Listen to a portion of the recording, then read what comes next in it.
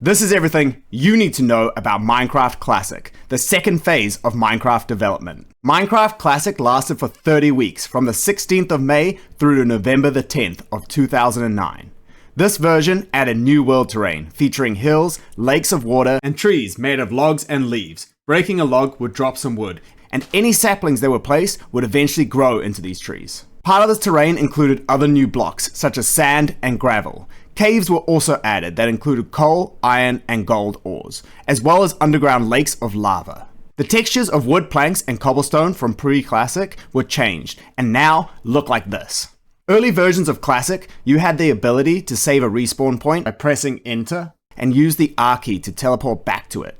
But this was later removed, along with being able to spawn a human by pressing G. It looks so happy!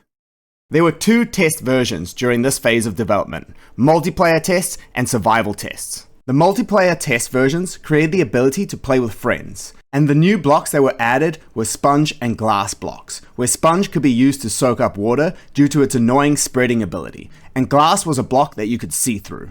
Blocks of iron and gold were added, and wow, these textures are amazing. These could be dropped from iron and gold ore. Plants were added, the yellow flower, roses, red mushroom, and brown mushrooms. Cloth was also added and came in 16 different colors. This is great for pixel art. Sound and music were added. Finally, a few extra decorative blocks, mossy cobblestone, bricks, bookshelves, and obsidian, as well as some technical blocks, TNT and stone slabs, which were half blocks that you wouldn't have to jump up. These were dropped from coal ore.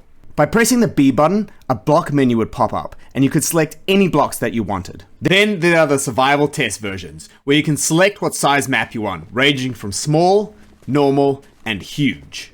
In these versions, you could upload your own skin, so that other players could tell you apart, and it was possible to toggle rain on and off by pressing the F5 key. Bedrock was added.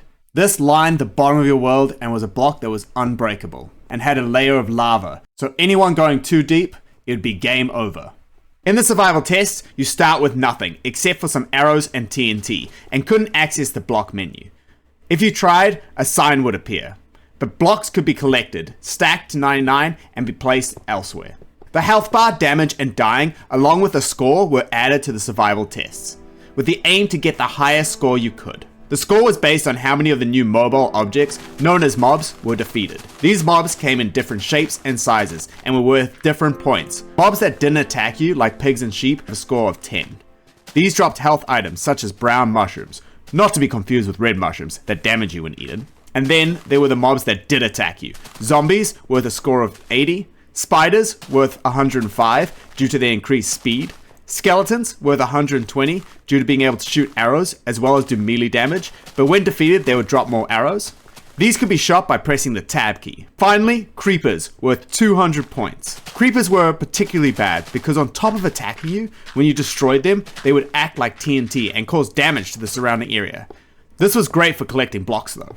Then there were the 4K versions, and long story short, it was for a contest where games had to be less than 4 kilobytes. You could move around, and this was a 64 by 64 world, made of wood, leaves, bricks, grass, dirt, and stone. We are going to pretend it didn't exist.